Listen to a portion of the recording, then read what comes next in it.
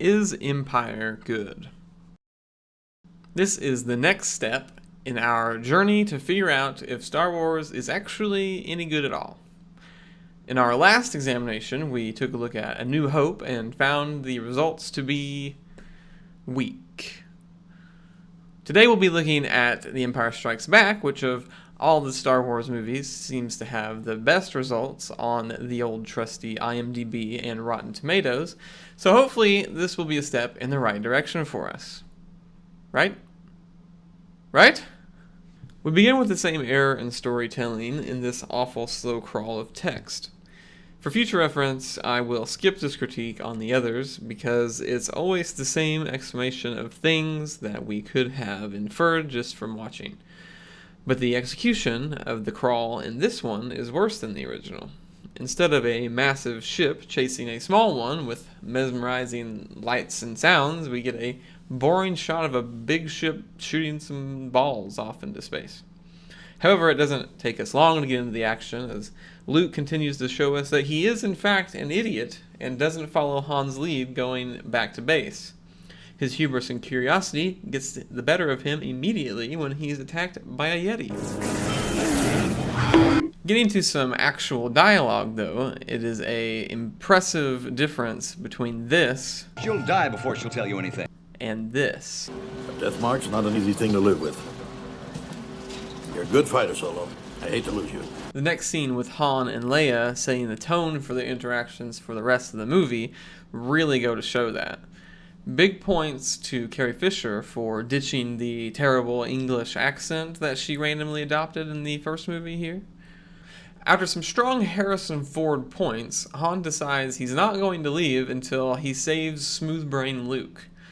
Han's struggle to resume his smuggling ways and not being able to leave the people he's grown to care about, the only ones in the galaxy for that matter, is a compelling and strong point to his character that unfortunately doesn't really develop anymore outside of these opening scenes, and I always found that a bit disappointing. Then we get our first real oh yeah moment in Star Wars for me.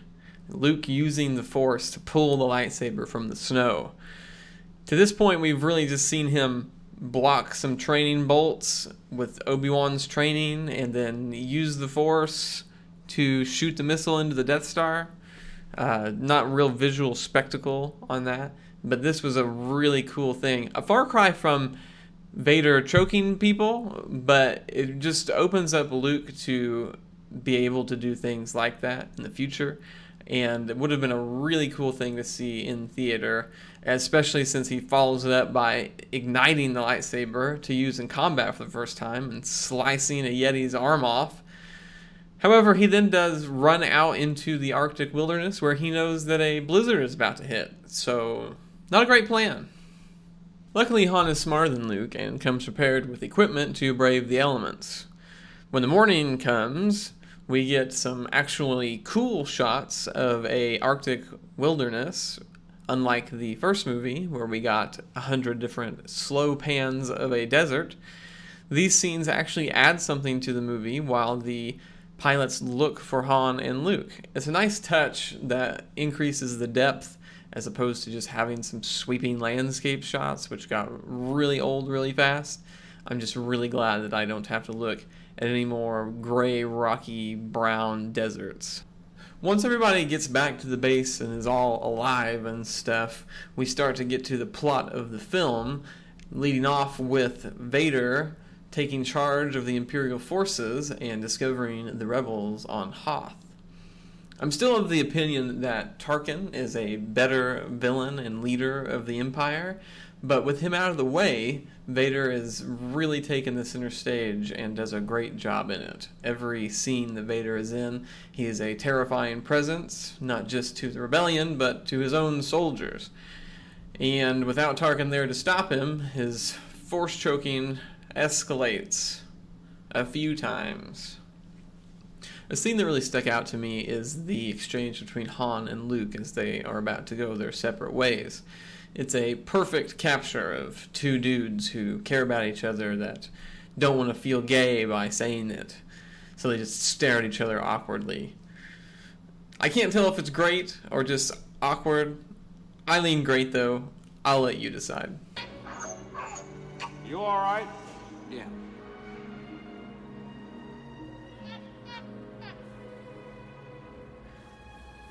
Shout out to one of my favorite meme-worthy scenes of Star Wars, the Vader ball.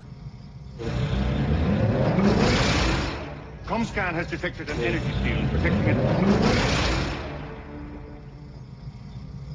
Something else I noticed around this point in time was that the audio is much better than the original. The levels are much more consistent. There are no crackling or popping sounds. And if you would have told me that Leia would have been given a leader speech to rally the troops, I would have been squirming in my seat. But in here, she does a very good job of addressing the troops and bolstering their confidence before a tough battle. I just continue to be impressed by the drastic rise in quality for this movie. And it continues with the shots of Vader's capital ship and the lead up to the battle on Hoth. The tension that the scenes build with the soldiers waiting in the snow for the battle to start is right up there with the best war movies that you could watch, and sets the stage for many number of land Star Wars battles in the future. The entire battle scene itself is fantastic. It's shot well, it's paced fantastically, the tension is always right there, and I'm not sure what the consensus on heroes dying or becoming grievously injured in movies was at the time, but I never felt safe for Luke, especially considering his penchant for doing really stupid things, like after a ship crash, trying to scale an AT-AT and cut a hole in it and throw a grenade inside. That somehow works out for him. I guess his force luck on full display. Regardless, it's sweet, and I'm really glad it's in the movie. My one critique of this battle comes in the form of military design. Something that I feel people are overly critical of in the sequel trilogy are the bombers in The Last Jedi. But viewing things through that lens, who the frick thought AT-ATs were a good idea? A high center of gravity with obvious weak points in the legs and a target that was already going to be high priority for the rebellion. That being said, they're freaking sweet, and I don't care whoever designed them had no experience in designing military vehicles. After the battle on Hoth, the movie loses a little bit of steam to me. We then lead into the middle section of the movie where a large portion of it is the Millennium Falcon evading capture from the Empire, which to me takes way too much of the movie. And it's a real shame because sprinkled into these chase sequences are some great character interactions between Han and Leia, which I think make up some of the best parts of the movie.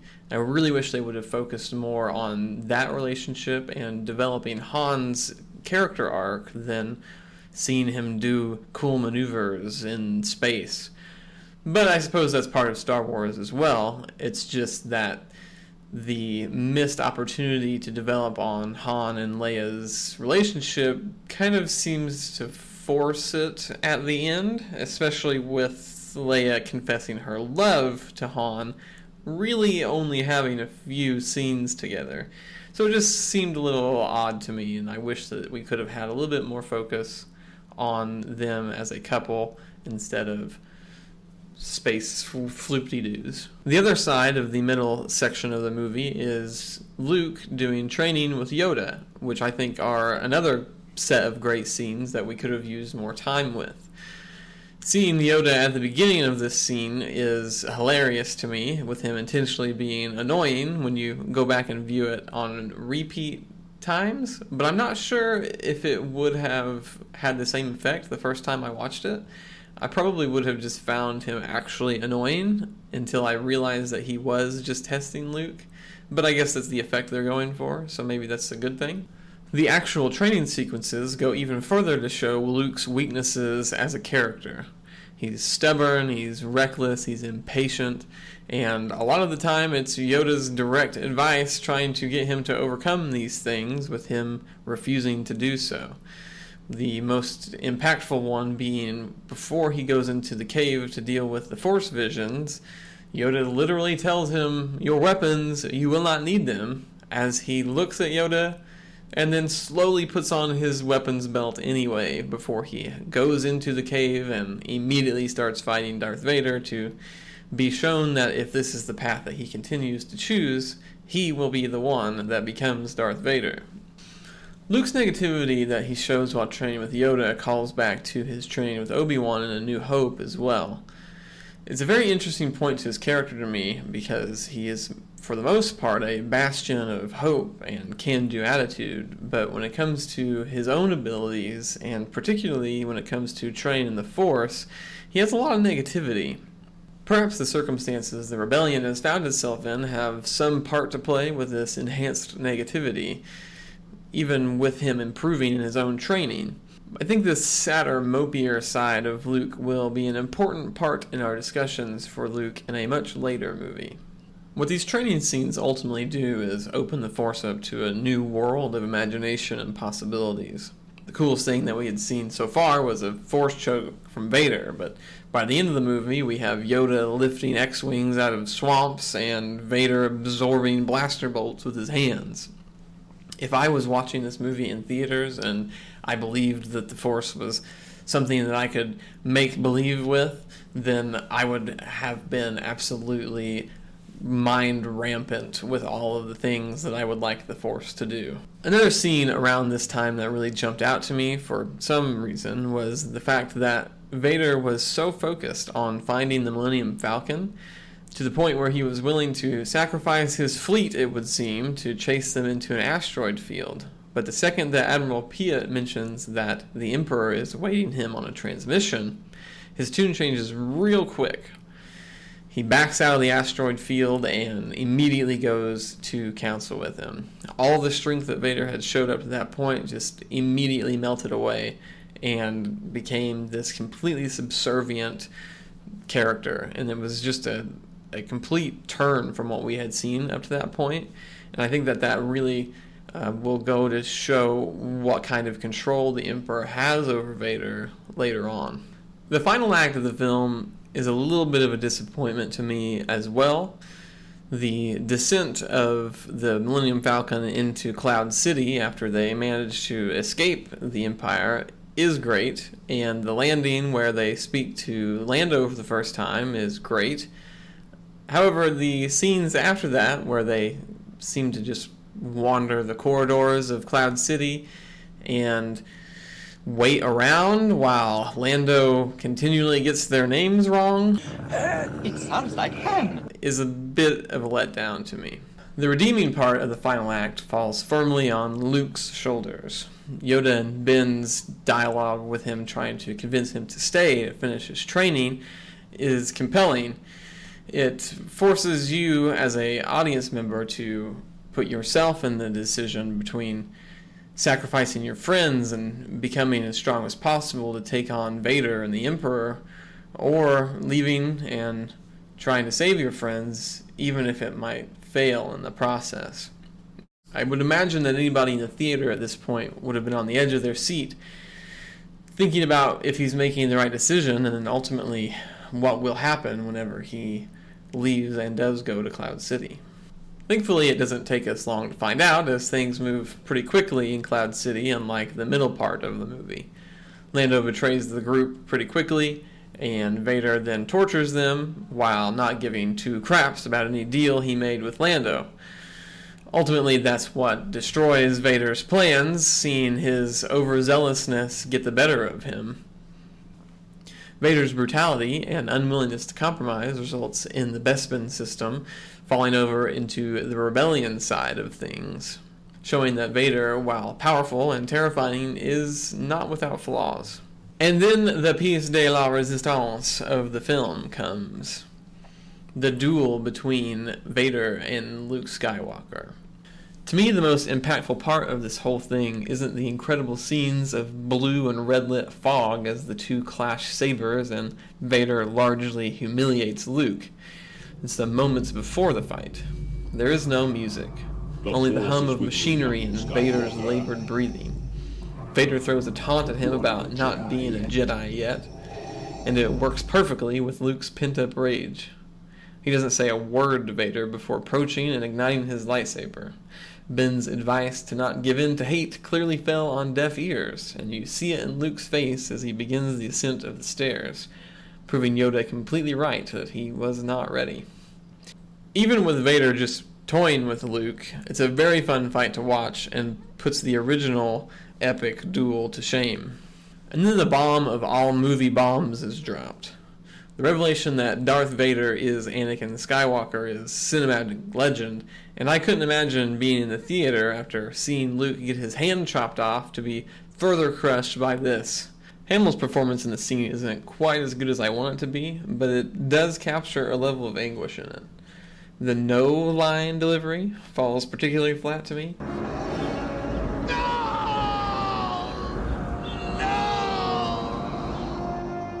Other than that, my only thought on the matter is that the only thing that I could really consider to be foreshadowing to this bomb is the one line dropped from the Emperor about Anakin Skywalker.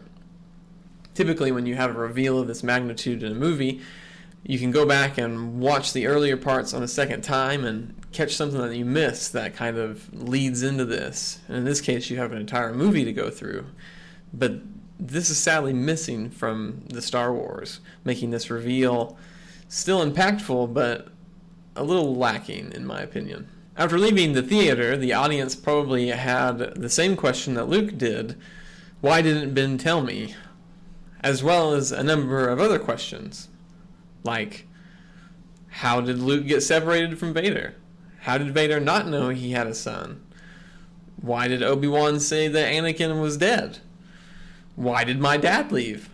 I'm just kidding. I have a great dad who has loved me and let me watch Star Wars. Hi, Dad.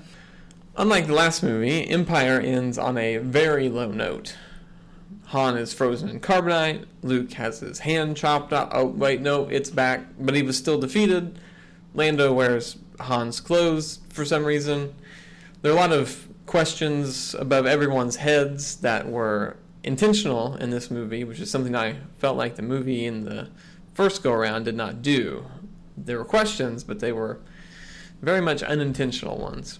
I feel like the audience after leaving the theater would have been equally frustrated as well as excited about the prospect of the next movie. Seeing all the improvements in Empire would have made it pretty easy to overlook some of the small annoyances that pop up in it, even if the middle part does lull pretty hard for a little bit to me. Is this one of the greatest movies of all time? Absolutely not. Is it the best Star Wars movie? I think so. It just does so much of what makes Star Wars good with so little of what makes it bad that it's easy to say for me that this is the best Star Wars movie. Incredible visuals of space and alien worlds, great characters doing cool stuff with a solid storyline and some major plot twists, unearned as they might seem, leading into another movie for the fans to get excited about, all while improving the acting, dialogue, and technical aspects of the film in almost every way. As I said earlier, the biggest thing this movie does is opens the Force up to a new world of possibilities. If people weren't trying to pick up the remote control with the Force from across the room before they watched this movie, they were now. And if you ever tell me that you've walked into a restaurant or grocery store with sliding doors and haven't used the Force to open those doors, you can just leave and come back when you're feeling a little bit more honest. And I'll be here waiting on you in the next one. So if you want to see me finish out reviewing this trilogy with Return of the Jedi and then do the other trilogies as well, subscribe to the channel, like this video if you liked it, dislike if you didn't, and I look forward to being crucified in the comments section. Please leave a comment, and until next time, thanks for watching, and I'll catch you later.